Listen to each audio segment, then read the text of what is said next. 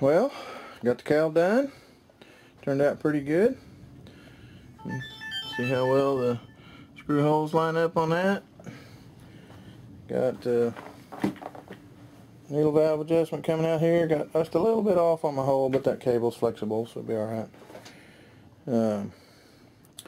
OF75AX 2-stroke, running a 14/8 prop on this thing.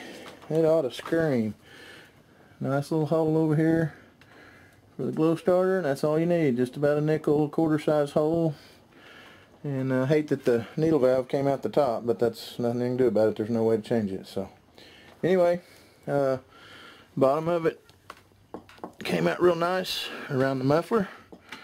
I've got to install right here the little fuel valve. That's actually just a little fitting that goes there that my hose comes down through. That's all I got to do there. Clean off the Sharpie off of it.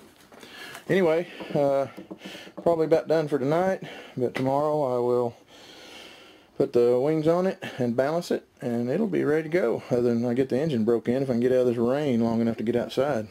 It'd be kind of smoky in the house, wouldn't it? Alright, we'll show you a little bit more on the finished product. Okay, one more thing on the inside of your plane. Be sure and tie up your wiring with zip ties, or like this one, I bought these little clips.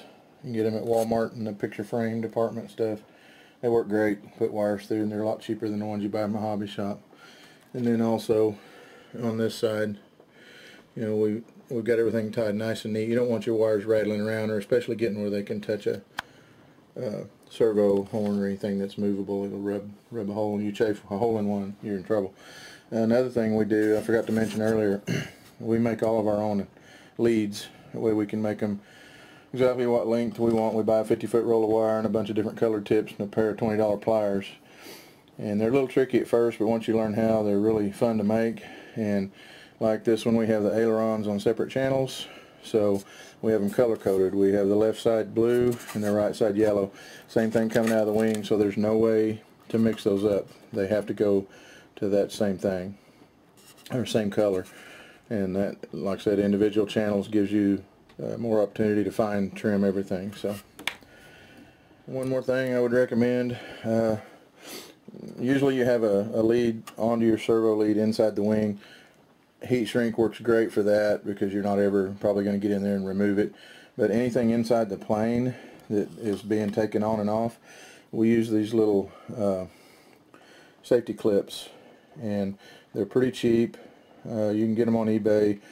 I think I found these for 10 for like $5.95 or something like that. But anyway, it's just an extra safety precaution, because sometimes vibration, and if you don't have a good tight connection, it'll make those come loose. So always put a safety clip on your aileron wiring, your leads from your batteries, anything like that that could be pulled apart, and it will save you an airplane sometime, and you'll be glad you did it. Okay, a couple of small things I forgot to put on there earlier when we were doing the cowl. When you cut these pieces out of your cowl, especially the bottom, it's usually a large piece like this. It comes out of the bottom where the muffler goes. Always keep those. Put them in a drawer or something in your toolbox, because you can cut little squares out of that, or circles or whatever. You can glue that with epoxy on the inside of your cowl to make a double thickness to reinforce it so these don't crack. Another thing I like to use, and I don't know for sure what these are called, but these little inset washers, they're flat, but the screw fits down in them. They're kind of cone shaped. I love those things. They work really good. Or a neoprene backed washer works good to keep your cowl from cracking from the vibration and stuff. Excuse me. Another thing I didn't show you, when you drill your holes through the cowl, take your little block of wood like the 2x2 that I had, put it on the back side and hold it against that when you drill, because if you just try to drill straight through the fiberglass, a lot of times it will crack. So always put a piece of wood behind it to drill through.